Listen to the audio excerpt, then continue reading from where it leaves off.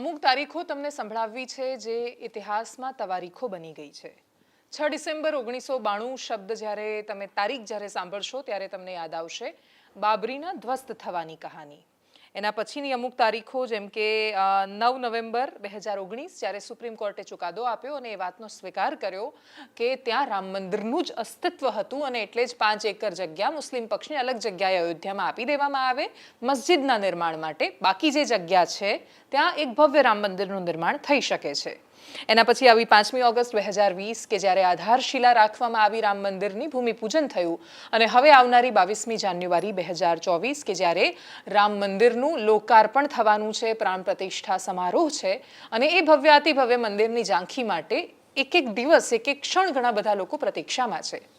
આપણે ત્યાં જે પરંપરાઓ માટે બહુ સરસ કહેવાય છે કે પરંપરાઓ શાશ્વત છે. હજારો વર્ષો પહેલા, યુગો પહેલા આપણને ખબર પણ નથી એ સમયે જ્યારે અમુક પરંપરાઓ શરૂ થઈ એ આટલા વર્ષો સુધી, યુગો સુધી ટકી શકી છે. એનો મતલબ કે એ શાશ્વત છે, એનો મતલબ કે એ સનાતન છે, એ સત્ય છે અને એટલા જ માટે ટકેલું છે. જો ખોટી વાતો હોત તો કદાચ કેટલીય પેઢીઓ આવીને ગઈ એમણે એ સ્વીકાર ન કર્યો હોત.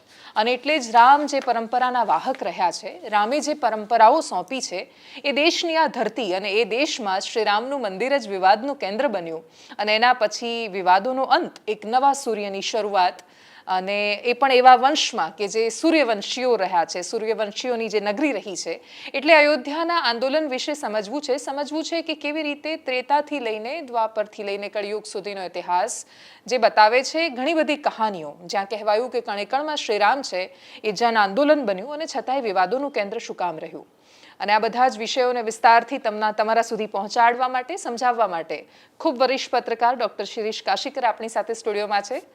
Sir, thank you so much. તમે આ વિષય પર અમને આ ઘણું બધું સમજાવવા માટે આવ્યા. મેં શરૂઆતમાં જે 4 તારીખો તમને કહી, 6 ડિસેમ્બર હોય કે પછી 5મી ઓગસ્ટ કે 22મી જાન્યુઆરી, આ તારીખો એવી છે કે જે યાદ રહેવાની છે. પણ એના સિવાય કેટલીય તારીખો, કેટલીય વાતો, વાયકાઓ એવી છે કે જે આગળ જતાં ભૂલાઈ જવાની છે. પણ એનો જે ઉપયોગ છે એ ક્યારેય નથી વિસરાયો કે નથી ભૂલાયો. આની શરૂઆત કેવી રીતે થઈ હશે?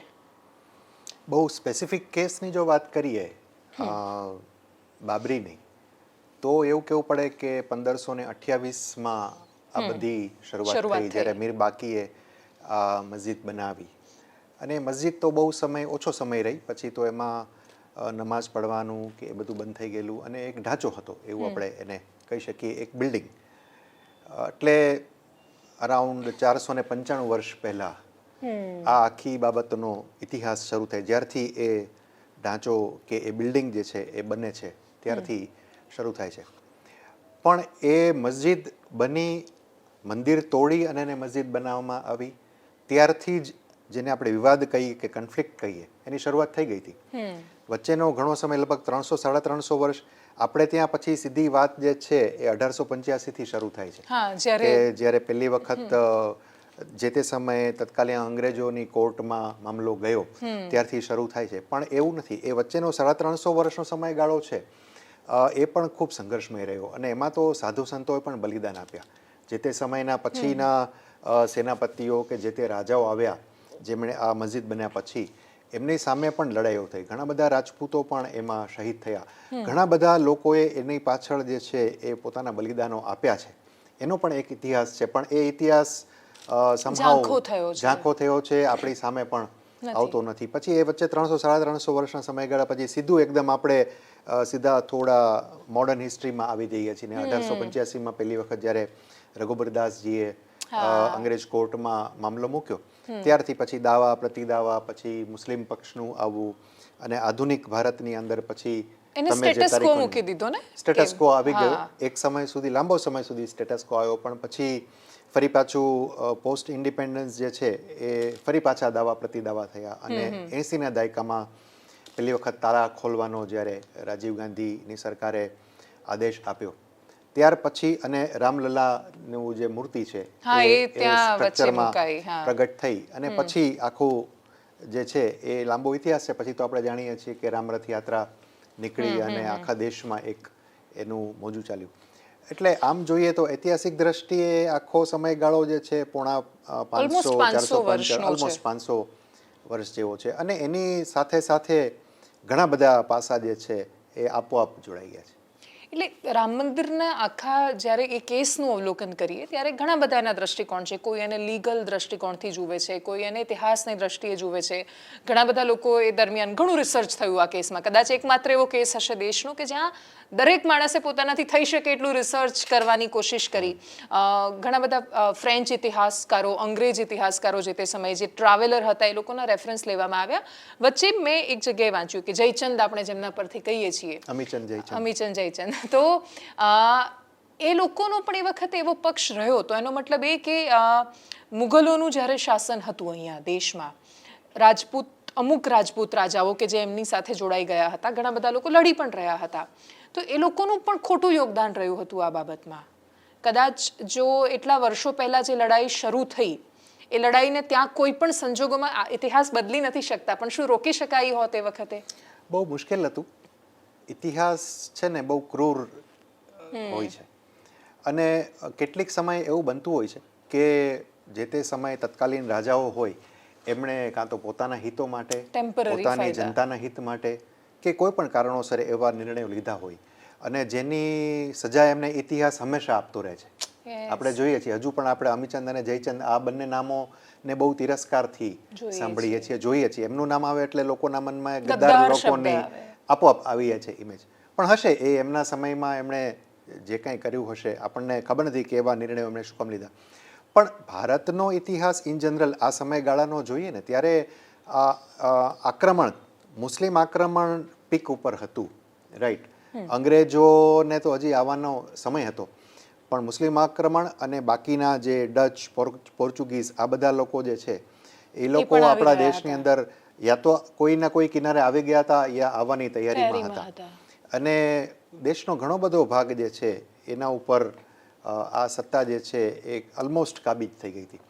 તો એવું કહેવું કે એ લોકોએ કદાચ કેમ લડાઈ નથી કરી, હા એક ખરું કહી શકાય કે ઘણા બધા વિસ્તારોની અંદર એ રાજાઓ સંગઠિત નહોતા, અથવા તો એ દૂરની વસ્તુને કદાચ જોઈ નહોતા શકતા કે હવે આપણી સામે શું આવી રહ્યું છે આગળ, રાઈટ. આપણે આગળ જતા અથવા આપણા પછીના લોકોએ, આપણા પછીના રાજાઓએ કોનો સામનો કરવાનો છે, કેવા સામ્રાજ્યોનો સામનો કરવાનો છે.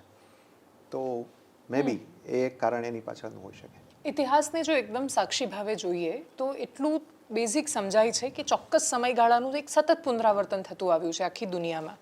તો આજે વર્તમાન સમયગાળો છે અને ઘણા બધા લોકો એ રીતે જોઈ રહ્યા છે કે જે જૂની ભારતની ખોવાયેલી પ્રતિષ્ઠા છે એનું પુનઃસ્થાપન કરવાનો આ સમય આવી રહ્યો છે. શું દરેક કેસમાં આ ઉદાહરણને જોતા એ લાગુ પડે છે? નહીં, એવું નહીં થાય. એવું શક્ય હવે એટલા માટે નથી કારણ કે હવે આપણે લોકશાહીમાં જીવીએ છીએ. જે તે સમયે રાજાશાહીઓ હતી, રાજાઓની પોતાની મુનસફી હતી, રાજાના પોતાના નિર્ણયો હતા, રાજાઓની પોતાની દયા હતી અને રાજાઓની પોતાની ક્રૂરતા પણ હતી, રાઈટ. હવે એવું અઘરું છે. આપણે now we are living in constitutional era, now we are living in parliamentary democracy.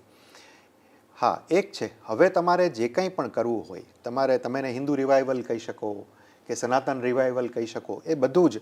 પણ હવે તમારે એના માટે કાં તો તમે ધર્મસત્તાનો ઉપયોગ કરો, સમાજમાં તમારી જે શક્તિ છે એનો ઉપયોગ કરો, અને કાં છેલ્લે પછી અદાલતો છે. See what is happening in this.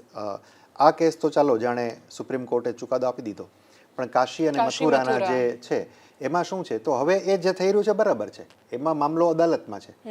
હાઈકોર્ટનો ચુકાદો આવશે, પછી બેમાંથી એક પાર્ટી સુપ્રીમ કોર્ટમાં જશે. ભલે એ પ્રક્રિયા લાંબી ચાલશે, પણ પછી જે કંઈ થશે એ ફાઇનલ થશે as per the law of this land, right.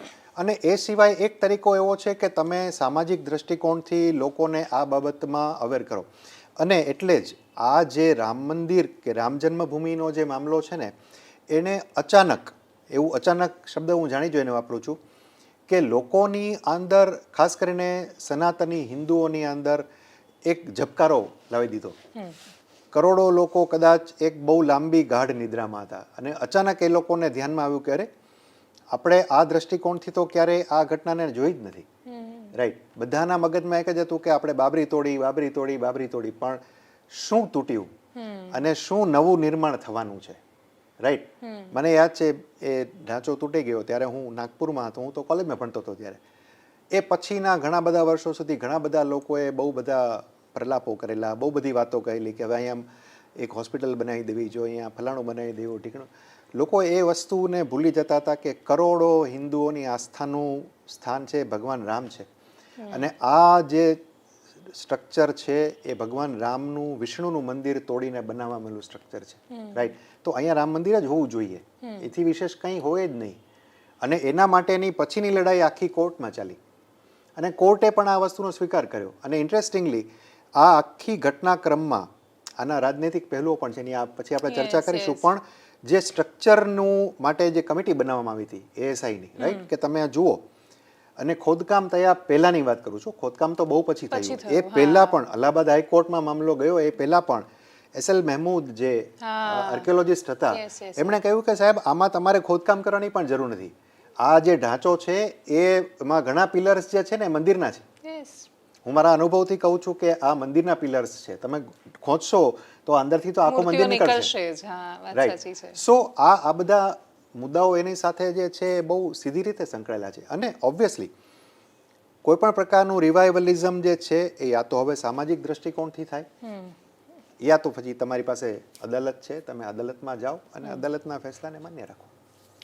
એના પોલિટિકલ દ્રષ્ટિકોણ વિશે એ પણ સમજવું છે કે વર્તમાનમાં તો ભારતીય જનતા પાર્ટીને એનો સીધો ફાયદો છે, અને એ વિષય પર આવું એ પહેલાં 1980 સુધી જે જગ્યાએ પ્રતિબંધ હતો જવાનો, જ્યાં હિન્દુઓ નહોતા જઈ શકતા, જ્યાં કરોડો શ્રદ્ધાળુઓ જવા માંગતા હતા ને નહોતા જઈ શકતા, એ તાળા રાજીવ ગાંધીએ ખોલાયા હોવા છતાં કોંગ્રેસ એવું શું ચૂકી ગઈ કે જેથી આજે લોકોના મગજમાં કોંગ્રેસ એટલે હિન્દુ વિરોધી એવી છાપ આવી ગઈ?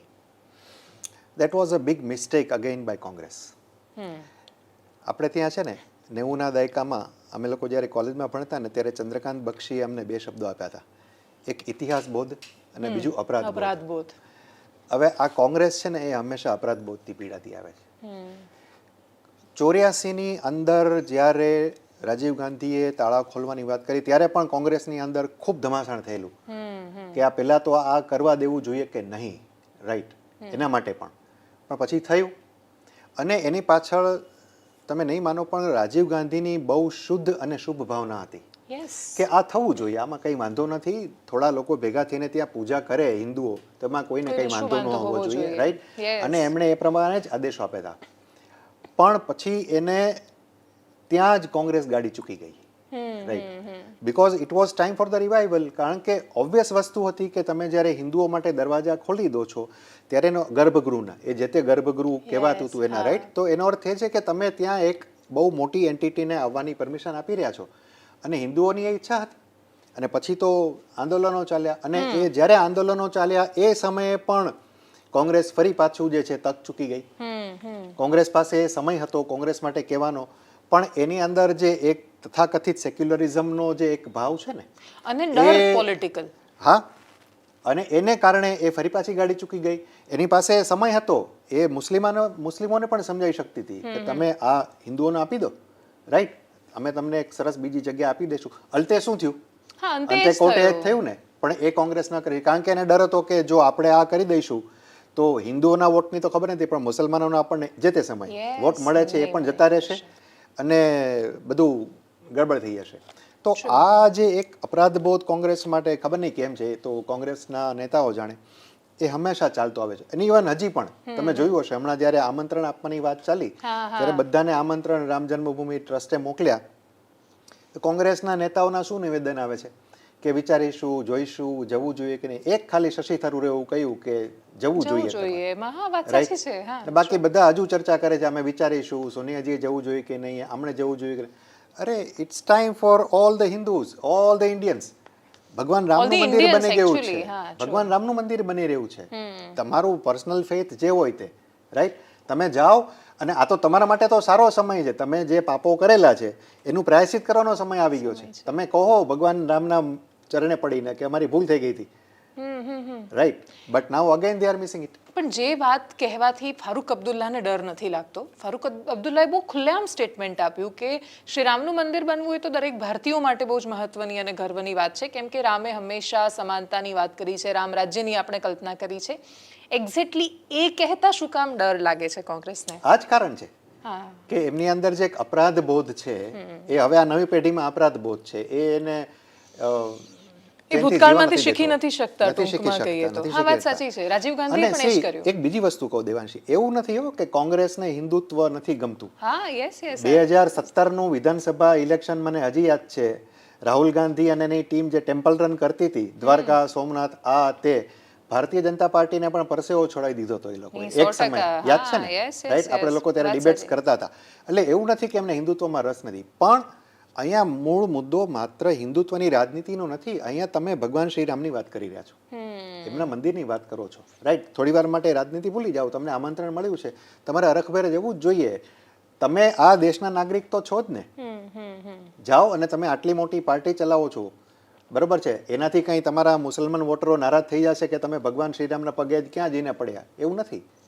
તમે અમથાઈ મસ્જિદમાં નથી જતા રૂમાલ બાંધીને, ભગવાન રામના દર્શન કરી આવો ને, શું વાંધો છે? પણ અગેન ઇટ્સ અગેન સિમ્બોલિઝમ કે તમે ત્યાં કાલ્પનિક જાશો. ભય સતાવે છે કોંગ્રેસને, વાત સાચી છે. અને સૌથી મોટો પ્રશ્ન જ અત્યારે એ થઈ રહ્યો, જેમ કે રાજીવ ગાંધીએ ભલે ગમે તેટલા શુદ્ધ ભાવથી એ કર્યું, પણ પછી પોતાની જ પાર્ટીના નેતાઓ એમને એટલા બધા ડરાવ્યા કે શાહબાનો કેસમાં એમણે જે નહોતી કરવી જોઈતી એ તરફેણ કરી મુસ્લિમ સમુદાયની, અને પછી ત્યાંની સ્ત્રીઓને બહુ જ વર્ષો સુધી ફરીથી એનો ફાયદો ભારતીય જનતા પાર્ટી ટ્રિપલ તલાકમાં ઉઠાવ્યો, અને દરેક વખતે રેફરન્સ એનો આપવામાં આવ્યો.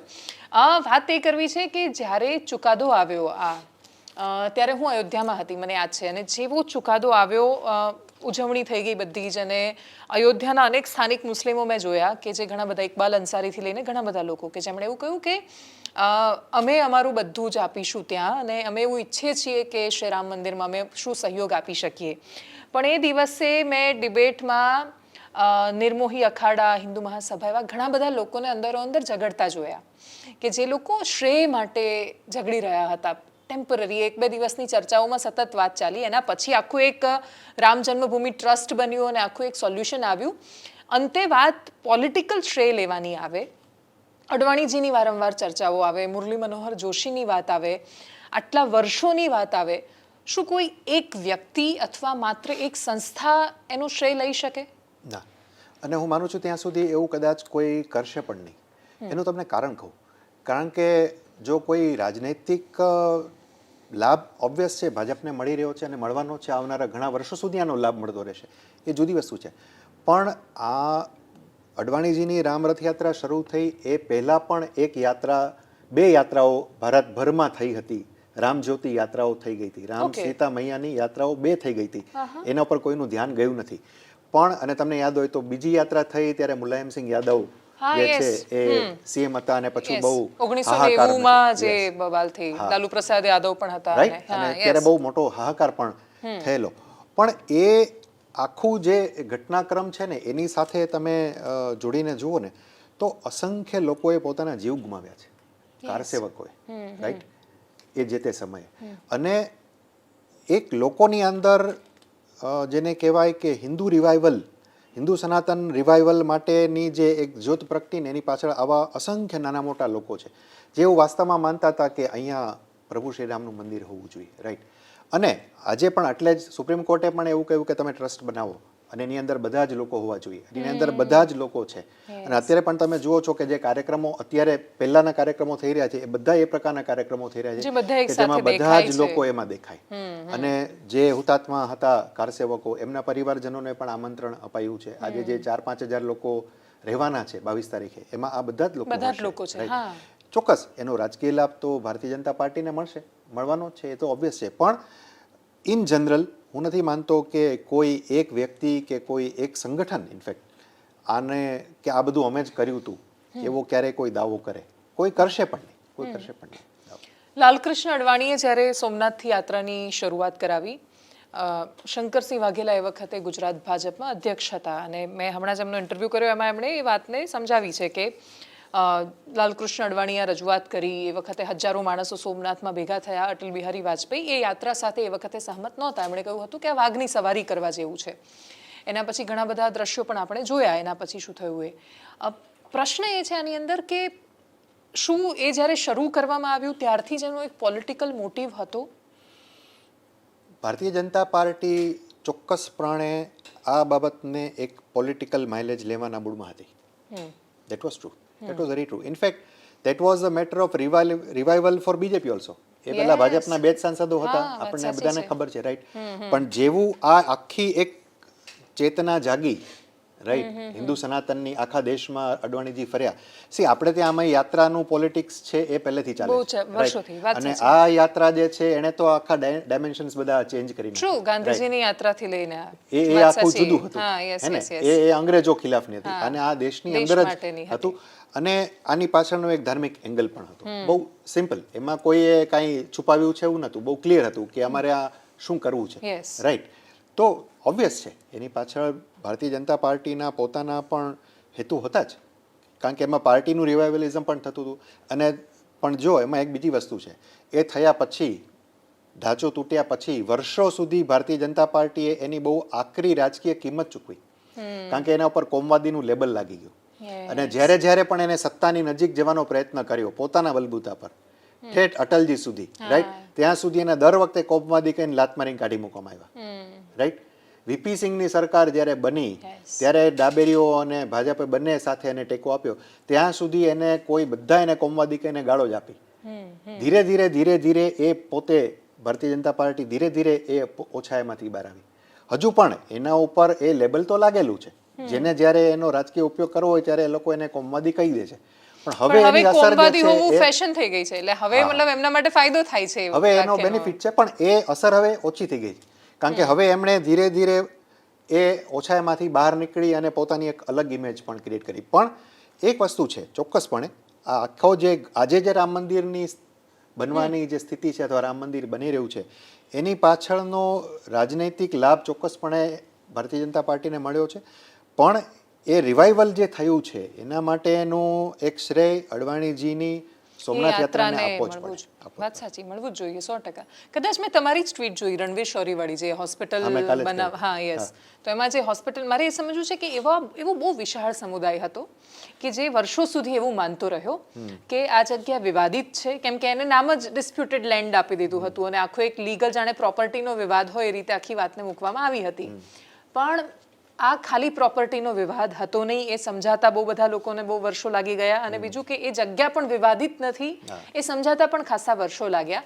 તો દેશમાં કોની સરકાર છે, સરકારોના શું વિચાર છે, એ બધી વાતોની પણ જનમાનસ પર અસર થતી હોય છે. બિલકુલ થતી હોય છે, 100% થતી હોય છે. ઇનફેક્ટ તમે આ લીગલ એંગલની વાત કરી એટલે હું યાદ કરું, અલ્હાબાદ હાઈકોર્ટે જે 2010માં ચુકાદો આપ્યો હતો ને, હા, વેચી લેવાનું જમીન, એટલે એ બહુ અસાધારણ ચુકાદો હતો. સુપ્રીમ કોર્ટે પણ એના ઉપર ટિપ્પણી કરી, એને સ્ટે મૂકતા ટિપ્પણી કરી કે ભાઈ આ પ્રકારનું તમને ડિક્રી ક્યાં માગી હતી અમે, એટલે કોઈએ ઇવન પક્ષકારો પણ એવું નહોતું કેવું કે તમે આવી રીતે ટુકડા કરી આપો, રાઈટ, તમે ટુકડા શું કામ કરી આપે, કેસ પતાવી. એ તો ઊંધું થઈ ગયું હતું, રાઈટ. પછી સુપ્રીમ કોર્ટની પાસે મામલો ગયો, પછી 2 જજીસની કમિટી બની અલ્હાબાદ હાઈકોર્ટના, એમણે પોતાનો રિપોર્ટ આપ્યો અને સુપ્રીમ કોર્ટમાં આખો મામલો ચાલ્યો અને પછી ક્લિયર થયું. અને એનાથી પણ મહત્વની વાત દેવાંશી, કે આ આખા કેસમાં જે સુપ્રીમ કોર્ટમાં મામલો ચાલ્યો એમાં ભગવાન રામ પોતે એક પક્ષકાર હતા, રામલલ્લા બિરાજમાન. સુપ્રીમ કોર્ટે આ વસ્તુને નોટ ધ્યાને લીધી છે કે આમાં ભગવાન રામ પોતે એક છે, રામલલ્લા બિરાજમાન, એ પોતે એક પક્ષકાર છે, રાઈટ. નાઉ યુ ઇમેજિન કે જે દેશની અંદર બહુમતીમાં હિન્દુઓ છે, જેની આસ્થાનું કેન્દ્ર ભગવાન શ્રી રામ છે, એને પોતાના જન્મસ્થાનમાંનો હક બતાવવા માટે કોર્ટમાં જવું પડે. That is height of everything. But that is again એ હિન્દુઓની સહિષ્ણુતા પણ બતાવે છે, એવું પણ આપણે કહી શકીએ. એટલે એની બ્યુટી પણ છે, એની બ્યુટી છે. અને બધાની સાથે રહેવાનો જે એક પેલો ભાવ છે ને એની અંદર ચોક્કસપણે પ્રગટ થાય છે. આ 1980થી આખી મુવમેન્ટ શરૂ થઈ, અડવાણીજીની યાત્રા. એના પછી 6 ડિસેમ્બર 1992નો દિવસ, અને લગભગ ઓફિશિયલી એ વખતે 2000 જેટલા લોકો હતા કે જે રમખાણોમાં, હિન્દુ મુસ્લિમના રમખાણોમાં માર્યા ગયા. કાર સેવાનું જે જનૂન હતું, મેં ઘણા બધા લોકો, જે લોકો અયોધ્યા જવાના છે, જેમને આમંત્રણ મળ્યું છે આના માટે, તો મેં જોયું કે ઓલમોસ્ટ લોકો જેટલા યાદ આવી શકે હતા એ બધાને યાદ કરીને એ આમંત્રણ પત્રિકાઓ મોકલવામાં આવી છે. એ લોકો ત્યાં જવાના છે અને એ લોકોને આટલા વર્ષો પછી કશુંક રિવોર્ડ મળ્યા કરતાં પણ કંઈક સાર્થક થયાનો અહેસાસ થઈ રહ્યો છે. એ વખતે ના સરકાર હતી, એ વખતે સરકાર આવવાની એટલી બધી સંભાવનાઓ પણ નહોતી. છતાં એવું શું હતું કે જેણે એ રામ આંદોલન, કે જે આમ બેઝિકલી પોલિટિકલ આંદોલન હતું, એને જન આંદોલન બનાવી દીધું? પ્રભુ શ્રી રામ. સિમ્પલ.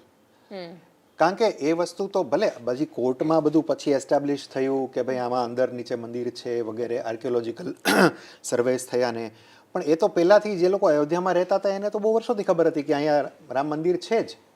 ડિસ્પ્યુટેડ તો એટલા માટે કહેવાયું કે મામલો કોર્ટમાં ગયો, otherwise there was no dispute. બધાને ખબર હતી કે આ જે ઢાંચો બન્યો છે એ મંદિર તોડીને બનાવવામાં આવે છે, ભગવાન વિષ્ણુનું રામનું મંદિર તોડીને બનાવવામાં આવેલો છે. એ તો વર્ષોથી ચાલે, એના તો ડોક્યુમેન્ટ્સ પણ હતા. એટલે ડિસ્પ્યુટેડ વગેરે મામલો તો લીગલ એંગલથી હતો. It was not at all disputed, it was very clear કે જેમ અન્ય જગ્યાઓ પણ મંદિર તોડીને મસ્જિદો બનાવવામાં આવી છે, એમ આ પણ એક ઢાંચો જ છે કે જે મંદિર તોડીને બનાવવામાં આવેલો. એટલે ત્યાં ભગવાન રામનું મંદિર હોવું જોઈએ, કારણ કે અયોધ્યામાં છે. તમે સમજો આ દેશની અંદર હજારો મંદિર તૂટ્યા છે મુસ્લિમ આક્રમણો દરમિયાન. એક મારી પાસે એક પુસ્તક પણ છે, હું એનો ખાસ ઉલ્લેખ પણ કરવાનો હતો, અહીંયા હું લખીને લાવ્યો છું નામ. આમ તો ઘણા બધા પુસ્તકો છે. એક પુસ્તક છે હિન્દુ મસ્જિદો, હિન્દુ મસ્જિદો, પ્રફુલ્લ ગોરડિયા, જે પછી ભાજપના રાજ્યસભાના સભ્ય પણ બન્યા. એમણે બહુ રિસર્ચ કરીને આ પુસ્તક લખેલું છે. ગુજરાતીમાં પણ અવેલેબલ છે, હિન્દુ મસ્જિદો. રાઈટ, એ અંગ્રેજીમાં હિન્દુ મોસ્ક નામનું પુસ્તક હતું, એનું ગુજરાતી અનુવાદ પણ છે. એમાં એમણે એમના જે ધ્યાનમાં આવી હતી જે ડોક્યુમેન્ટેડ મસ્જિદો કે જે મંદિરો તોડીને બનાવવામાં આવી છે, એવી લગભગ 1200 જેટલી મસ્જિદોનો એમાં ઉલ્લેખ છે, નામ સહિત, અને ઇતિહાસ એમણે આપેલો છે કે આ કયા રાજાએ આ તોડીને મસ્જિદ બનાવી હતી. રાઈટ, તો આ તો ભગવાન રામનું મંદિર હતું અયોધ્યાની અંદર, એટલે ઓબ્વિયસ છે લોકોના મનમાં એ જ હતું કે ભાઈ આ તો પ્રભુ શ્રી રામનું જન્મસ્થળ છે, તો અહીંયા તો એનાથી વિશેષ બીજું કંઈ હોવું જ ન જોઈએ. એટલે તમે જે પૂછો છો ને કે શું હતું, એ આ ભાવ હતો. હા, કે જે એમને રામ જન્મસ્થાન. વાત સાચી છે. અને એ સંવેદના, એ આકર્ષણ ને બધાથી વિશેષ કે લોકો એ વખતે મરવા તૈયાર હતા, મરી ગયા. એક્ઝેક્ટલી. અને એ ખબર હતી કે મૃત્યુની સંભાવના છે, તો પણ નાના બાળકો પણ જીદ કરીને એ વખતે ટ્રેનમાં ચડતા. ઘણા બધા લોકો કહેતા કે એમના બાળકો જે થોડા સમજણા હતા 12-15 વર્ષના, એ લોકો પણ જીદ કરીને કહેતા કે મારે પણ આવવું છે કાર સેવા માટે. એના પછીનો જે તે સમય જોઈએ જ્યારે આ મસ્જિદ બની, અને એ વખતે તો જ્યારે જેના શાસન આવે એ લોકોએ પોતાના ધર્મ ફેલાવવાનું, સૌથી વધારે મુઘલોએ એ ધર્મ ફેલાવવાની બહુ જ કોશિશ કરી. એ વખતે ઘણા બધા લોકોએ, એટલે કદાચ લાખો માણસોએ ઇસ્લામ અંગીકાર પણ કર્યો.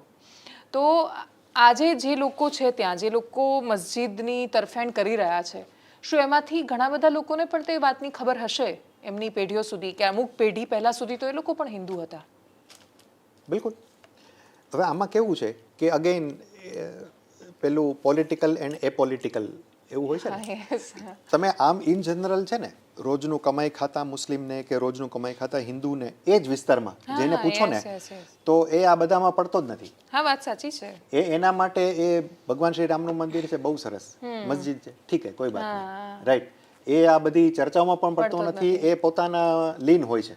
રાઈટ, એવરેજ હિન્દુ, એવરેજ મુસ્લિમ છે ને, એ પોતપોતાના એની જે શ્રદ્ધા હોય, રાઈટ, એ એનામાં જ હંમેશા રમણ હોય. બાકી બધી અલગ લેવલ પર જ ચર્ચાઓ જે છે પોલિટિકલ એંગલથી કે સોસાયટલ એંગલથી એના ઉપર એની ચર્ચા. ઇકબાલ અંસારી જે પક્ષકાર હતા એ બહુ સરસ કહેતા આ વિષય પર. મને યાદ છે, મેં એમનો 2-3 વાર ઇન્ટરવ્યૂ કર્યો ને એમાં એમનો તર્ક એ જ હતો કે હવે અયોધ્યાને વિકાસની જરૂર છે, કેમ કે આ વિવાદોથી અયોધ્યા બહુ પાછળ રહી ગયું. કેમ કે અયોધ્યા છે, શ્રી રામનું જન્મસ્થાન છે, એનો વૈભવના ઇતિહાસો છે એ નગરીના. અને ત્યાં તમે જાઓ તો મને યાદ છે, અમુક છોકરીઓ, એટલે જે યંગ એજના લોકો છે, કે અમારી પાસે એક મોલ નથી. એ લોકોની પણ એ પ્રાયોરિટી છે, એમને પણ સાંજે રિફ્રેશમેન્ટ માટે કશુંક જોઈએ છે.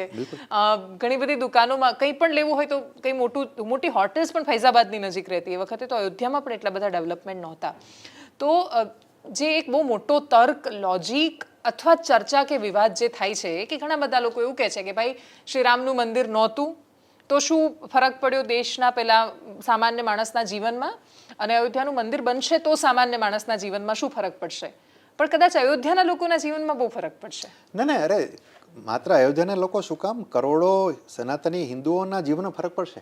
હવે તમે જોશો ભવિષ્યમાં, આપણે બધા જોઈશું કે જેમ દરેક એક સનાતની હિન્દુના મનમાં એવું છે ને કે મરતા પહેલા એકવાર દ્વારકાના દર્શન કરવા છે, સોમનાથજીના દર્શન કરવા છે, બનારસ જવું છે, બરાબર, કૈલાશ જવું છે. વાત સાચી. જેમ આપણા એ તીર્થ સ્થાનો છે ને અને ચારધામ છે, એવી રીતે આ પણ બનશે. હા, તો સૌથી મોટું બનશે. વાત સાચી છે. નહોતું ત્યાં કેટલા લોકો જતા હતા. આખા વિશ્વના હિન્દુઓ, માત્ર ભારતમાં નહીં, આખા વિશ્વના હિન્દુઓ તલપાપડ છે કે ભાઈ ક્યારે મને મોકો મળે અને હું ક્યારે જાઉં અને પ્રભુ શ્રી રામલલ્લાના દર્શન કરું. હવે તો મૂર્તિ ફાઇનલ થઈ ગઈ છે, રામલલ્લાના દર્શન કરું. કે જે આટલા વર્ષો સુધી જે છે એક કેદ હતા એક નાનકડી ઝૂંપડીમાં, હવે એના પોતાના આટલા ભવ્ય મહેલમાં આવ્યા છે, તો હું જાઉં અને એના દર્શન કરું. So it's going to be a big thing. માત્ર ભારતના હિન્દુઓ શું કામ, હે ને? વાત સાચી. એ તો બહુ મોટી વસ્તુ છે. મંદિરો આપણી પાસે જેટલા આપણે ભવ્ય મંદિરોના ઇતિહાસ જોઈએ એટલે આજે કોઈ પણ તમે એક નાના તાલુકા લેવલ પર પણ જાઓ, તમને 2-3 એવી કહાનીઓ વાયકાઓ કે પાંડવો અહીંયા આવ્યા હતા, એમણે અહીંયા શિવ મંદિર બનાવ્યું, અહીંયા ભીમની ચોરી છે, એવા મંદિરો જ્યારે જોઈએ, એની શિલ્પ, એની કોતરણી જોઈએ, તો આપણને થાય કે આપણે ઇતિહાસના આટલા વર્ષો પછી પણ એને બહુ જ આમ દિગ્મૂઢ થઈને જોઈએ છીએ. વાવ ફેક્ટર આવે કે આટલા વર્ષો પહેલા આવા મંદિરો બન્યા. ખજુરાહોથી લઈ મોઢેરાની મંદિરથી લઈ આપણી પાસે બહુ જ બધું છે ઇતિહાસમાં.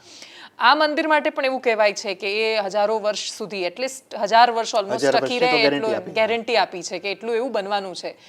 છેલ્લા થોડા વર્ષોમાં એટલે 50-1 વર્ષમાં, આઝાદી પછીના વર્ષોમાં જેટલા મંદિરો બન્યા, મોટા મહાન મંદિરો, એ બધા જ હિન્દુ મંદિરો બનવા છતાંય સંપ્રદાયોના મંદિરો રહ્યા. એના પછી શું કદાચ આ રામ મંદિર, કાશી વિશ્વનાથનું આખું રિનોવેશન ને બધું થયું, એના પછી આ કદાચ પહેલું મંદિર હશે કે જે આટલું ભવ્ય બની રહ્યું છે. બિલકુલ, તમે કહ્યું એ વાત બિલકુલ સાચી છે. માત્ર દેશમાં નહીં, વિદેશમાં પણ જે મંદિરો બન્યા એ સંપ્રદાય વિશેષના વધારે બન્યા છે. સ્પેસિફિક હિન્દુ સનાતન ધર્મ અથવા પ્રભુ શ્રી રામ જ્યાં આવી જાય અને બાકી બધા પણ દેવી દેવતાઓ હોય એવું બહુ ભાગ્યે જ બન્યું છે. અને આ તો શ્રીરામનું મંદિર બની રહ્યું છે. અને ઇન્ટરેસ્ટિંગલી આ એક માત્ર મંદિર નથી બનવાનું, આ એક બહુ મોટી એક્ટિવિટીનું સ્થળ બની રહ્યું છે. ટુરિઝમ સ્પોટ પણ એ ટુરિઝમ રીતે જોવા સ્પોટ પણ બને છે. ત્યાં સંસ્કૃત પાઠશાળાઓ થવાની છે, ત્યાં મ્યુઝિયમ બનવાનું છે, ત્યાં એવી ઘણી બધી એક્ટિવિટીઝ હજુ આવનારા વર્ષોમાં થશે. અત્યારે તો ખાલી બેસિક મંદિર બની રહ્યું છે. સ્ટેચ્યુ ઓફ યુનિટી થી શરૂઆત થઈને આજુબાજુ આખું એકતા નગર બન્યું. એક્ઝેક્ટલી એ રીતે. તો એની સાથે હિન્દુ સનાતન ધર્મ સાથે જોડાયેલી જેટલી આસ્થાની બાબતો છે એ બધાના રિવાઇવલનો ત્યાં છે ને એક મીટિંગ પોઈન્ટ બની રહ્યો છે એવું આપણે કહી શકીએ. હા, એક્ઝેક્ટલી. કેમ કે એક સમય હતો કે જ્યારે લોકો જીવનના અંત એમને એવું લાગે કે આવી રહ્યો છે ત્યારે બનારસમાં જઈને રહેવા માંડતા. તો આપણી પાસે આખા દેશમાં હવે મતલબ હરિદ્વાર કે કાશી છોડી દઈએ તો કોઈ એવી જગ્યાઓ નહોતી કે જ્યાં લોકો ધાર્મિક ઉદ્દેશ્યથી જઈ શકે. વાત પોલિટિકલ શ્રેયની થોડી સમજવી છે કે નર્મદા યોજના ઉદાહરણ તરીકે તો ચિમનભાઈ પટેલની સરકાર ઘણું લડ્યું. મેધા પાટકરનું આંદોલન જ્યારે એકદમ ઉગ્રતા પર હતું ત્યારે સનત મહેતા અને બાકીના ઘણા બધા નામ એવા છે કે લેવા જઈશું તો ખૂટશે, બધાએ જબરદસ્ત યોગદાન આપ્યું. સંયોગ એવો બન્યો અને બાકી આગળ સરકારો, કેશુભાઈના સમયમાં કેનાલનું નેટવર્કિંગ ખાસું બધું થયું. નરેન્દ્રભાઈ મોદીના પ્રધાનમંત્રી બનવાથી મંજૂરી સરળતાથી એ સમય આવી ગઈ અને જે ફાઇનલ શ્રેય લેવાની વાત આવી એ પ્રધાનમંત્રી મોદીને મળ્યું. શ્રી રામ મંદિરમાં પણ એવું છે કે 500 વર્ષનો એનો ઇતિહાસ છે, પણ ચુકાદો લાવવાથી લઈ એની આધારશિલા મુકાવવાથી લઈને એના લોકાર્પણ સુધીની વાત, પ્રાણ પ્રતિષ્ઠા સુધીની વાત આવે છે ત્યારે દરેક જગ્યાએ એ 3 અવસરોમાં મુખ્ય ચહેરો પ્રધાનમંત્રી મોદી છે. તો આને આપણે ખાલી સંયોગ કહીશું કે આને કેવી રીતે જોવું? એક વસ્તુ છે, હવે આને કોઈ એક આધ્યાત્મિક સંકેત પણ ગણી શકાય. હું રામ મંદિર પૂરતું કહું છું, બાકીની વસ્તુઓ છોડી દઈએ. પણ એ એમની નિયતિ છે.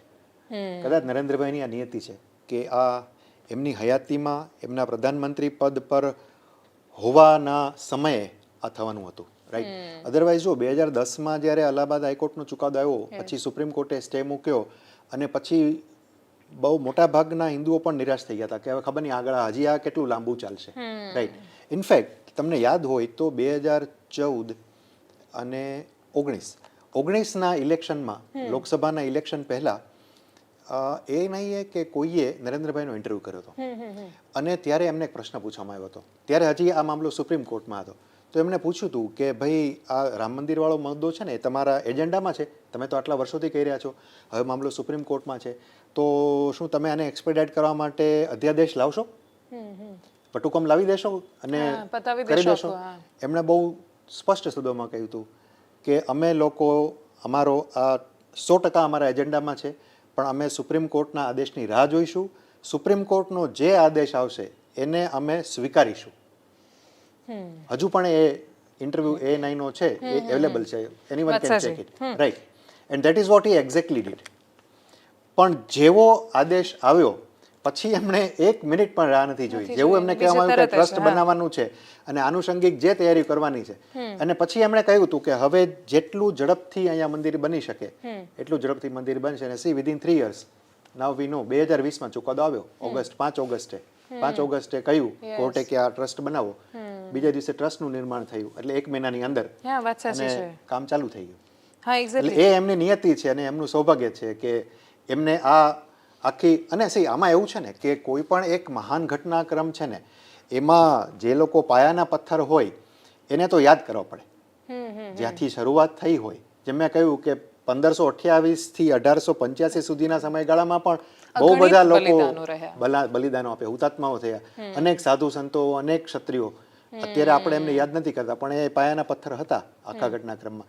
કાર સેવામાં પણ અનેક હુતાત્માઓ થયા, હે ને.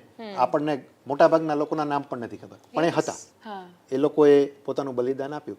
પણ આજે ઓબ્વિયસ છે કે આજે એ વ્યક્તિ પ્રધાનમંત્રી છે અને એમના શાસન દરમિયાન આ થઈ રહ્યું છે, તો એમને એનું શ્રેય મળવાનું છે. લાલકૃષ્ણ અડવાણી અને મુરલી મનોહર જોશીના આમંત્રણ પછી એવું કહ્યું કે ઉંમરના કારણે ન આવવું જોઈએ ને એનો આખો વિવાદ થયો, એને તમે કઈ રીતે જોઈ રહ્યા છો? ના, એ વાત તો બરોબર છે, કારણ કે both of them R almost above 90 and both are comorbid. એટલે એમાં હું કાંઈ ખોટું જોતો નથી, એમાં કોઈ વિવાદની વાત જ નથી, નથિંગ ડુઈંગ. એ લોકો પર્સનલી ઈચ્છતા હશે ને આવવાનું કદાચ. મે બી. કેમ કે હા, કેમ કે લાલકૃષ્ણ અડવાણીની તો આખી કરિયર, રાજનીતિક કરિયર એની આજુબાજુ રહી છે. ઓલમોસ્ટ અડધી કરિયર તો પછી એમની ત્યાંથી ટેક ઓફ થઈ એવું કહી, Yes, રામરથ ત્યાંથી જ યાત્રાથી take off થઈ, હા. ટેક ઓફ થઈ એવું કહી તો પણ ચાલે. વાત સાચી છે. અને કદાચ એના કારણે જ પછી એ પ્રધાનમંત્રી પણ ન બની શક્યા, ભલે ટેક ઓફ થઈ, કેમ કે એના નહીં, એનું કારણ નથી, એની પાછળના બીજા ઘણા બધા કારણો છે. ઓકે. એમની પોતાની રાજકીય મહત્વાકાંક્ષાઓ પણ ચોક્કસપણે હતી. પણ એક છે કે અટલજી, એકવાર નક્કી થયું કે અટલજી પ્રધાનમંત્રી બનશે પછી બીજા કોઈ માટે એ ક્યાં મોકો ચાન્સ જતો. રહેતો નથી. વાત સાચી છે. આ રામ મંદિરની આખી યાત્રા દરમિયાન ઘણા બધા એવા પાસાઓ છે જે ઓલમોસ્ટ આપણે વાત કરીએ એમાંથી ઘણા બધા પાસા એવા છે કે જે પબ્લિકમાં છે. ઘણી બધી એવી વાતો હશે કે જે વારંવાર ચર્ચાઈ નહીં હોય પણ ચર્ચાવી જોઈએ. એ કઈ લાગે છે તમને? આ આખી રામ મંદિરના નિર્માણની પ્રોસેસમાં? હા. હું પ્રશ્ન ફરીથી નહીં, આખું જે આંદોલન શરૂ થયું, મોડર્ન ઇતિહાસનું આંદોલન, એની અંદર ઘણી બધી વાતો, એટલે જેમ કે આ પોલિટિકલ પાસું એનું ચર્ચાય છે, સુપ્રીમ કોર્ટનું આખું લીગલ પાસું ચર્ચાય છે, ઘણી બધી એવી વાતો, કોઈ એવી વાતો છે કે જે મોટાભાગે ચર્ચામાં નથી આવી અને મિસ થઈ છે? ચર્ચામાં અગાઉ આવી ગઈ છે, હવે નવી પેઢીને કદાચ એ ખ્યાલ નથી, પણ આના ઉપર છે ને રાજનીતિ બહુ થઈ ગઈ છે અગાઉ. અનફોર્ચ્યુનેટલી ત્યારે કોંગ્રેસની સરકાર હતી અને મામલો સેશન્સમાંથી અલ્હાબાદ હાઈકોર્ટમાં પહોંચ્યો એ સમયગાળા દરમિયાન. રાઈટ. એક વ્યક્તિને છે ને આમાં થોડું આપણે ચોક્કસપણે શ્રેય કહો તો શ્રેય, ક્રેડિટ કહો તો ક્રેડિટ, જે કોઈ આપવું પડે, and that was PV Narsinh Rao. Narsinh Rao છે ને, ધો he was the prime minister of Congress and allied parties, right, એમણે આ બધું થવા દીધું. હા, વાત સાચી છે. એમણે બધું થવા દીધું. એમને ખબર હતી કે આના શું પરિણામો આવી શકે, કાર સેવાના પરિણામો શું આવી શકે, રાઈટ, છતાં એમણે બધું જ થવા દીધું. અને મને યાદ છે જે દિવસે ઢાંચો તૂટ્યો ત્યારે Kalyansinh was chief minister and he રિઝાઇન્ડ, right. એ ભાજપના હતા પણ એમને હી રિઝાઇન્ડ. બે વ્યક્તિઓને આના માટે તમે એને શ્રેય કહો, ક્રેડિટ કહો, ડિસ્ક્રેડિટ કહો, જે કહો એ આપવું પડે, નરસિંહ રાવ અને કલ્યાણસિંહ, આ બંનેને, રાઈટ. વાત સાચી છે.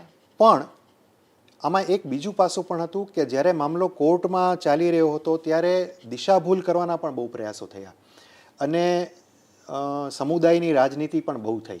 મુસ્લિમ પક્ષ તરફથી જે લોકો એડવોકેટ્સ હતા એ તો પોતાનું લીગલ કામ કરતા હતા, પણ ઇવન આની અંદર જે એક આખું લેફ્ટ કબાલ જે કહેવાય છે ને, એમાં ઘણા બધા લોકો હતા જે પોતાને ઇતિહાસકાર કેવડાવતા હતા અને એમણે એવી થિયરીઝ ઊભી કરી હતી, રાઈટ, ઢાંચાની તરફેણમાં, કે ભ્રમણા થઈ જાય કે આ કંઈક ખોટું નથી થઈ ગયું ને, કંઈક ખોટું તો નથી થઈ ગયું ને.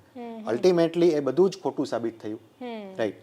આ એક આખો એ પણ ઇતિહાસ છે. એવા પણ લેખો લખાયા હતા કે આ તો મસ્જિદ જ છે, આ તો આમાં કાંઈ મંદિર હોવાની સંભાવના જ નથી, વગેરે વગેરે, એવું બધું ઘણું બધું લખાયેલું, રાઈટ.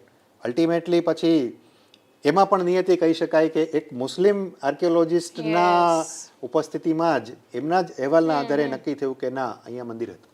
એટલે આખો આ પ્રશ્ન, જેને મુસ્લિમ આસ્થાનો પ્રશ્ન જોડી દેવામાં આવ્યો, એ એકદમ લોજિક વગરની વાત એટલે સાબિત થઈ કેમ કે ઘણા બધા મુસ્લિમ એવા મળ્યા કે જે સહમત હતા આ વાત સાથે કે ભાઈ મંદિર છે તો છે અને જે તોડાયું છે એને ફરીથી બનાવવામાં આટલો લાંબો સમય શું કામ લાગવો જોઈએ, એને શું કામ વિવાદની રીતે ગણવું જોઈએ. પણ એકચ્યુઅલી ઘણા બધા લોકો મુસ્લિમ પક્ષમાં પણ એવા હતા ને કે એ લોકો માટે અયોધ્યાની એ જમીનનો સવાલ હતો. અને પછી આખો મામલો એ લોકોને મોટિવેટ કરવા વાળા ઘણા બધા લોકો હતા, ફંડ આવતું હતું, હા, ફંડ્સ એના ઉપર રાજનીતિ થાય એટલે પછી ઘણા બધા લોકોની મહત્વાકાંક્ષા જાગે એટલે બાકી બધી વસ્તુઓ જે છે એ પેરેલલ નેરેટિવ્સ શરૂ થાય. આ બધું બહુ લાંબો સમય સુધી ચાલ્યું. હા, એટલે મુસ્લિમ દેશોમાં એવું પ્રસ્થાપિત કરવામાં આવ્યું કે ભારતમાં મસ્જિદ તોડી નાખી છે, યસ, પણ જ્યાં નમાઝ જ નથી પઢાતી એ મસ્જિદ કેવી રીતે, અને બાકીના પણ અને ઘણા બધા દેટ વોઝ પ્રશ્નો ઓન થયા હતા. રેકોર્ડ, એક બહુ જ ટૂંકા ગાળા પછી ત્યાં નમાઝ પઢાવવાની બંધ થઈ ગઈ હતી. Yes. 250-300 વર્ષથી ત્યાં નમાઝ પઢાતી નથી, રાઈટ. અને એ ઓન રેકોર્ડ હતું અને એ કોર્ટની અંદર પણ દસ્તાવેજ મૂકવામાં આવ્યો હતો પાર્ટીઓ તરફથી, એટલે મુસ્લિમ પાર્ટી તરફથી પણ આ દસ્તાવેજ રજૂ કરવામાં આવ્યો હતો, હિન્દુઓ તરફથી પણ દસ્તાવેજ રજૂ કરવામાં આવ્યા હતા, રાઈટ. કે આ એક, એટલે જ વારંવાર એ ઢાંચો શબ્દ વપરાયો કે આ એક ઇમારત છે, ઢાંચો છે, ઇમારત છે રાઈટ. જેને તોડવા. અહીંયા એવી કોઈ ધાર્મિક પ્રક્રિયા જે છે એ થતી જ નથી. જો 6 ડિસેમ્બર 1992ની એ ઘટના ન બની હોત તો લીગલી આટલી સરળતા તો ન કહેવાય, પણ છતાંય આપણે જે એને અત્યારે જોઈએ તો સરળતાથી એ રીતે એ ચુકાદો આવી શક્યો હોત, કદાચ વહેલો આવી જાત. વહેલો આવી જાય. હા, કારણ કે મે બી આ ઘટના કાર સેવામાં આ જે કંઈ થયું એ કદાચ ન થયું હોત તો ઓબ્વિયસ છે હિન્દુ પક્ષ છે એ કોર્ટમાં જતા જ, ઓલરેડી કોર્ટમાં મામલો તો હતો હતો જ જ already, હે ને? હા. તો એ સુપ્રીમમાં જાત કે ભાઈ આ ટાઇટલ સૂટ તમે નક્કી કરો આ શું છે, અને જે પછી સુપ્રીમ કોર્ટે કર્યું ઢાંચો તૂટે પછી એ ત્યારે કરત કે ભાઈ ચાલો એએસઆઈની કમિટી બનાવો, ખોદકામ કરો અને Yes, નક્કી કરો વાત કે આમાં શું શું છે, એક્ઝેક્ટલી મંદિર છે અંદર શું છે નથી, રાઈટ. અને પછી અત્યારે જેમ કોર્ટે કર્યું કે ભાઈ તમે આ મસ્જિદ માટેની જગ્યા છે 5 એકર બીજી જગ્યાએ આપી દો વાત સાચી અને છે. અહીંયા જે છે એ રામ મંદિર બનાવો, હમ એ થયું જ હોત. કારણ કે when things are in the court, મામલો ખતમ થઈ ગયો, તમે એ જે કે તમારે માનવાનું છે. માનવાનું છે. હા, વાત સાચી છે. અને કોર્ટ હંમેશા સાબિતીઓના આધારે, પુરાવાઓના આધારે પુરાવાના નિર્ણય આધારે લેતી વાત હોય છે. ટ્રુ. અને છેલ્લે તો બધા લોકો અંતે તો સહમત હતા ખુશીથી. હમણાં જ ઇકબાલ અન્સારીનો વિડીયો આવ્યો હતો પીએમ મોદીની રેલીમાં, એ પુષ્પ વર્ષા કરતા હતા. એટલે તમે જુઓ સમયનું ચક્ર કેવું ફરી જાય છે. છેલ્લે વાત એની પણ કરવી છે કે મંદિર અત્યારે પૂરેપૂરું તૈયાર નથી થયું એવું ઘણા બધા લોકો કહી રહ્યા છે, ત્યાં લોકો જાય છે એ પણ કે હજુ થોડો સમય લાગે એમ પણ છે, કેમ કે છેક નવેમ્બર 19માં વર્ડિક્ટ આવ્યો અને આધારશિલા 2020માં મુકાઈ, અને જે રીતે ભવ્ય મંદિર તૈયાર કરવાનું છે એમાં થોડો સમય લાગી શકે એમ છે. તો ચૂંટણીનું મુહૂર્ત જોવામાં આવ્યું છે એવું લાગે છે 2024થી? ચોક્કસપણે આમાં ભારતીય જનતા પાર્ટીને એનો બેનિફિટ મળશે, એમાં તો કોઈ બીજો કોઈ પ્રશ્ન જ નથી. It's very obvious. અને મેમાં ઇલેક્શન્સ ડ્યુ છે, બરોબર છે, 22મી એટલે જાન્યુઆરી એન્ડમાં 22 તો તારીખ પણ નક્કી છે, તો એનો એક અસર જે છે એ આવનારા 2-3 મહિના સુધી ચોક્કસપણે રહે, અને એનો ફાયદો તો પોલિટિકલ બેનિફિટ તો રહેશે. કારણ કે ઓબ્વિયસ છે, કારણ કે રામ મંદિર જે છે તો ભારતીય જનતા પાર્ટીના એજન્ડામાં હતું, ઓફિશિયલી એજન્ડામાં હતું. તો હવે ભારતીય જનતા પાર્ટી જો એનો ફાયદો ન લે તો પછી વાત સાચી, પોલિટિકલ પાર્ટી છે નહીં. છેલ્લે વાત એ કરવી છે કે ભારતીય જનતા પાર્ટી હોશિયાર તો છે, આખા આ આંદોલનને એ જબરદસ્ત એન્કેશ કરશે, એક પછી એક કાર્યક્રમો છેક સુધી, ચૂંટણીની આચારસંહિતા પછી ધાર્મિક કાર્યક્રમો કોઈને કોઈ રીતે, પણ એ મુદ્દો એ હંમેશા એ લોકોના મગજમાં યાદ અપાવતા રહેશે કે અમે આ કર્યું અને આ કરીને બતાવ્યું. કુરબાનીઓ પણ યાદ કરાવશે, લોકોની અંદર એ લાગણી પણ પેદા કરશે. પણ છેલ્લા કેટલાય સમયની પેટર્ન ઓબ્ઝર્વ કરીએ તો ભારતીય જનતા પાર્ટીના જેટલા એજન્ડા હતા એમાંથી એક યુસીસી બાદ કરી દઈએ તો મોટાભાગના એજન્ડાઝ એમણે ફૂલફિલ કરી દીધા છે. હવે કશું જ હિન્દુ મત બેંકને આકર્ષવા માટે બાકી નથી રહ્યું. તો ભારતીય જનતા પાર્ટીનું ફોકસ આખું મુસ્લિમ વોટ બેંક પર શિફ્ટ થયેલું દેખાય છે, ક્રિશ્ચિયન્સ પર પણ ફોકસ શિફ્ટ થયેલું દેખાય છે, કેમ કે હમણાં 25મી તારીખે જે ભારતીય જનતા પાર્ટી થોડા વર્ષો પહેલાં સુધી નાતાલ પર ઘણીવાર અહીંયા જોવા મળતું અમદાવાદમાં કે કોઈ સેન્ટા બનીને નીકળે છે તો એને મારતા, વતલાવાની પ્રવૃત્તિ કરે છે એમ કરીને ક્રિશ્ચિયન્સને ઘણી બધી વાર એ કરતા. પીએમના ઘરે ઘણા બધા લોકો આવ્યા, પીએમએ આખું ફંક્શન સેલિબ્રેટ કર્યું, ત્યાં પણ એમણે એવું કહ્યું કે મારે ક્રિશ્ચિયન્સની સાથે જૂનો નાતો રહ્યો છે, સંબંધ રહ્યો છે. તો એ જે પોલિટિકલ આખી એક્ટિવિટી છે, એક બાજુ રામ મંદિર બની રહ્યું છે ને સાથે એ લોકો પણ કેવી રીતે સાથે આવી રહ્યા છે, કેમ કે મેં ઘણા બધા લોકોના રિએક્શન જોયા કે જે લોકો પીએમ મોદીના ભરપેટ વખાણ કરે છે. ક્રિશ્ચિયન સમુદાય પણ એવું કહે છે કે પીએમ બહુ સરસ કરે છે અમારા માટે, મુસ્લિમ સમુદાય પણ કહે છે કે નહીં પીએમ મોદી બહુ સરસ છે. તો એ આખું 360 ડિગ્રી ચેન્જ, કે એક સમયે જે પ્રધાનમંત્રી મોદીને કટ્ટર માનતા હતા એ લોકો માને છે કે આજે એમના જેટલું ઉદાર કોઈ નથી. તમે તમારા પ્રશ્નમાં જવાબ આપી દીધો. See this is what exactly happening, કે મેં તો અગાઉ પણ કહ્યું ને કે રામરથ યાત્રા નીકળી પછી ભાજપ ઉપર કોમવાદીનું લેબલ લાગી ગયું અને એમાંથી એને બહાર નીકળવા ખાસા વર્ષો લાગ્યા.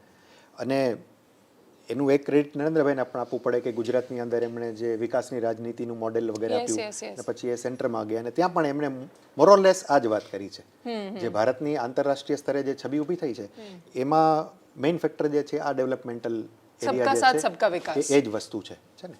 તો ઓબ્વિયસ છે અને ભારતીય જનતા પાર્ટી પણ રાજનૈતિક વાસ્તવિકતાઓને સમજે છે.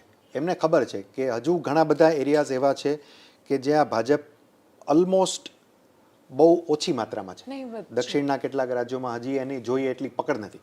છે એની હાજરી છે પણ એની પકડ નથી. જે પકડ એની બાકીના નોર્થ બેલ્ટમાં કે વેસ્ટમાં કે સેન્ટ્રલમાં જે છે એટલી પકડ હજી એની અમુક વિસ્તારોમાં નથી. અને એની પકડ નથી એની પાછળનું એક કારણ આ સમુદાયો પણ છે, રાઈટ. અને એ સમુદાયોની અંદર પણ કેટલાક લોકો એવા છે કે જે એમને હવે ભાજપ માટે સોફ્ટ કોર્નર થવા લાગ્યો છે કે ના ભાઈ અલ્ટિમેટલી કદાચ આવતીકાલ હજુ આ જ છે, કામ તો કરે છે અને આવતીકાલ હજુ આ જ છે. હજી એક જનરેશન મોટા ભાગે કદાચ હજી આમાં જ જવાની, જેમ આગલી જનરેશન આમને જોઈને આવી છે એમ આ લોકોને જ ના આમને જોઈને નવી જનરેશન આમને જોઈને જ આવી છે એમ હજી આવનારી એક જનરેશનને પછી આ લોકોને જ જોવાના છે. આ જ હજુ સત્તામાં હશે then let us accept the reality, right. અને હોય છે ને દરેક વ્યક્તિને એવું હોય છે ને કે ભાઈ ચાલો સત્તાનો બહુ વધારે પડતો વિરોધ કરવાથી અલ્ટિમેટલી નુકસાન આપણને જ છે. સત્તા સામે શાણપણ નકામું છે. ગુજરાતમાં તો કહેવત બહુ વર્ષોથી છે, રાઈટ. તો એ પણ વસ્તુ છે. અને સત્તા સાથે રહેવામાં કે સત્તાનો વિરોધ કરવામાં ભલે તમે કહ્યું એ વાત પણ સાચી છે કે ભારતીય જનતા પાર્ટીએ પણ આ મુદ્દાઓને અત્યાર સુધી અલગ એંગલથી જોતી હતી. ભારતીય જનતા પાર્ટી કે ક્રિશ્ચિયન્સ માટે એને બહુ સોફ્ટ કોર્નર નથી કે મુસ્લિમોની બાબતમાં એના પોતાના અલગ વિચારો છે. પણ હવે એને એ વસ્તુ ધ્યાનમાં આવી રહી છે કે જે જગ્યાએ આ સમુદાયો વગર એનું કામ આગળ ચાલે એવું નથી તો ત્યાં એને પાંખમાં લેવા જ પડશે. તો એ એને કરવું પડશે. ભલે એ બહુ રાતોરાત બધું થઈ જશે, 1-2 વર્ષમાં બધા ભેગા આવી જશે એવું નહીં થાય. It's a long process. કારણ કે બધા જ સમુદાયોને વિશ્વાસમાં લેવા એ બહુ લાંબી પ્રક્રિયા છે. ઇટ વિલ ટેક ટાઈમ, હે ને. શક્ય છે કે કદાચ નરેન્દ્રભાઈ પછી 5 વર્ષ 10 વર્ષ પછીની જનરેશનના જે ભાજપનું લીડરશિપ આવે કદાચ એને એનો બેનિફિટ મળે. પણ શરૂઆત અત્યારે એની છે એવું આપણે ચોક્કસ કહી શકીએ. હું જે સમજી છું એ પ્રમાણે બીજેપી કોમ્બો ઓફર આપે છે. જેમાં આપણે ગુજરાતી અનલિમિટેડ થાળી હોય કે કોઈને તીખું ભાવે છે તો ભાઈ એને રોટલી સાથે પંજાબી શાક પણ મળે, પનીરનું પાણીપુરી પણ મળે, સરસ મજાની મીઠાઈ પણ મળે, ઢોકળા પણ હોય. એવી રીતે જે લોકો એકદમ કટ્ટર છે તો એ લોકો માટે સાધ્વી પ્રજ્ઞા પણ છે કે એ લોકોની પાસે એવો ઓપ્શન છે કે ભાઈ બીજેપી તો આમની પાર્ટી પણ છે. મુસ્લિમ નેતાઓ પણ છે ભારતીય જનતા પાર્ટીની પાસે, નવું નેતૃત્વ પણ છે. તો આ જે આખો કોમ્બો આપે છે એમાં શું ક્યારેક એવો કોન્ફ્લિક્ટ નહીં થાય? કેમ કે ગુજરાતમાં ઘણા બધા લોકો એવા જોયા, ઉદાહરણ તરીકે કે અમદાવાદમાં તમે આવો તો ઘણા બધા લોકો જય શ્રી રામના નામનો પણ બહુ ખોટી રીતે ઉપયોગ કરતા હોય. ગમે ત્યાં બેફામ જય શ્રી રામના નારા લગાવી દે. જ્યાં ખોટું થઈ રહ્યું છે ત્યાં શ્રી રામના નારા લગાવે અને ઉપરથી એ લોકોને જોઈને એવું થાય કે આ લોકો તો બીજેપીને ડૂબાડશે એક દિવસ, આમને આમ કરશે તો સામે એવા લોકો પણ દેખાય. એટલે ઉપરથી જોઈએ તો પીએમ મોદી તો બધું બેલેન્સ કરવા જાય છે એવું પણ દેખાય. તો એ મેચ થશે ખરું બંને? કેમ કે એક આખી એવી પેઢી તૈયાર થઈ છે જેને આંદોલનના બલિદાનો નથી ખબર, જેને ભારતીય જનતા પાર્ટીની જે જૂની પેઢીઓ રહી એમના બલિદાનો વિશે નથી ખબર, એમને કાશ્મીરમાં ફરવા જવું ગમે છે, નારા લગાવવા ગમે છે, પણ શ્યામા પ્રસાદ મુખર્જી વિશે નથી ખબર. તો એ મેચ કેવી રીતે થશે? એ મેચ થવું તો અઘરું જ છે. કારણ કે તમે કહ્યું એ પ્રમાણે જ છે. નવી પેઢીને ઘણી બધી બાબતોની જાણ નથી અને એને જાણી લેવામાં કદાચ રસ પણ નથી. કારણ કે એ એક જુદા જ એરામાં અત્યારે જીવી રહ્યા છે.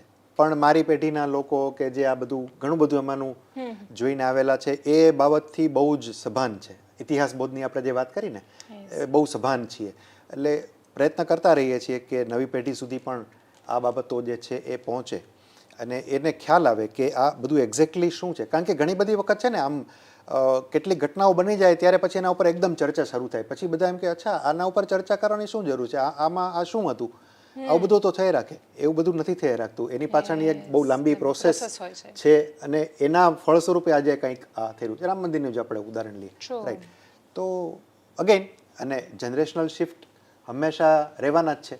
આજે તમે હું વાત કરીએ છીએ 10 વર્ષ પછી નવી જનરેશન હશે એ કંઈક એના માટે આ મુદ્દો સાવ એના માટે એને કોઈ કિંમત નહીં હોય એ મુદ્દાની વાત સાચી છે. વાત કરતા હશે. ખાસ કરીને જે નવી પેઢીના મિત્રો છે એમને આખું જે રામ જન્મભૂમિનું આંદોલન થયું એના કેટલાક લોકો પત્રકારો એને આખું એક અલગ દૃષ્ટિકોણથી જોયું છે, ઇતિહાસકારો છે એમણે જોયું છે, આર્કિયોલોજિસ્ટ છે એમના એંગલથી છે. તો મારી પાસે કેટલાક પુસ્તકોના નામ છે, હું બોલી જાઉં છું, જેમને અનુકૂળતા આવે એમણે ચોક્કસ વાંચવા જોઈએ. 2 પુસ્તકો છે હેમંત શર્માના. હેમંત શર્મા પત્રકાર છે, એમના 2 પુસ્તકો છે, હિન્દીમાં છે. એક છે અયોધ્યા કા ચશ્મદીદ અને બીજું છે યુદ્ધ મેં અયોધ્યા. આ બંને પુસ્તકો, એ પોતે અયોધ્યા હતા બંને સમયગાળા દરમિયાન, આખું જે મુવમેન્ટ ચાલી, ઢાંચો તૂટ્યો અને પછીની ઘટનાક્રમ, એ બંને વખતે એ હેમંત ત્યાં હતા. એમને લખેલા, હિન્દીમાં લખેલા પુસ્તકો છે. બીજું મેં એક ચર્ચામાં પણ ઉલ્લેખ કર્યો હતો, પ્રફુલ્લ ગોરડિયાનું પુસ્તક છે હિન્દુ મસ્જિદો. એ ગુજરાતીમાં પણ છે, અંગ્રેજીમાં અને હિન્દીમાં પણ અવેલેબલ છે. ત્રીજું પુસ્તક છે રામ જન્મભૂમિ, the inspiration four Hindu રિસર્જન્સ.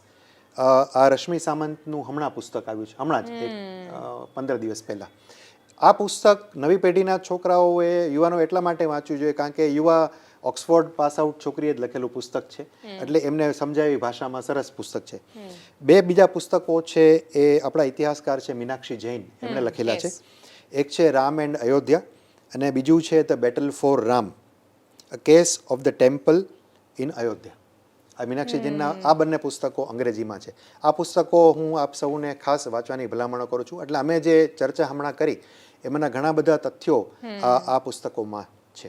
Exactly. અને સહમતિ અસહમતિ ખાલી સોશિયલ મીડિયાના મેસેજ વાંચીને શું કામ નક્કી કરવી? જાતે વાંચો અને જાતે નક્કી કરો તમને જે સાચું લાગે.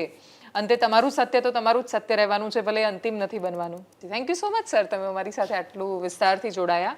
અને આનો અંત એટલું એ રીતે જ લાવવો છે ચર્ચાનો કે ઘણા બધા લોકોને એવું લાગશે કે ભાઈ 1 કલાક શ્રીરામ મંદિર જે બનવાનું છે એના માટે ચર્ચા કરીને શું ફાયદો, પણ અમુક વાતો, તારીખો, તવારીખો એ બધું જ યાદ રહેવું જોઈએ. અને સાથે એ પણ યાદ રહેવું જોઈએ કે જો ખોટું હોત તો આપણા વડીલો તો બહુ હોશિયાર હતા, ઘણું બધું ખોટું હતું એને પાછળ છોડતા આવ્યા છે. અને આ સમાજ માટે એવું કહેવાય છે કે એણે હંમેશા ફિલ્ટર કરતાં કરતાં પોતાની આગલી પેઢી સુધી કશુંક સાચું અને સારું પહોંચાડ્યું છે. તો આપણી જે પરંપરાઓ છે એ શાશ્વત એટલા માટે જ રહી છે કેમ કે એમાં કશુંક અપનાવવા જેવું હતું. અને એટલે જ આપણો તર્ક ચોક્કસ લગાવવો જોઈએ દરેક વાતમાં, પણ અમુક વાતો જ્યારે સમજાય નહીં તો સમજવાનો વધારે પ્રયત્ન કરવો જોઈએ, નહીં કે એવું કહી દેવાનું કે આવું કશું છે જ નહીં. તો એને એટલી જ સરળ રીતે આપણે સ્વીકારતા થઈએ એવી અપેક્ષા સાથે. નમસ્કાર.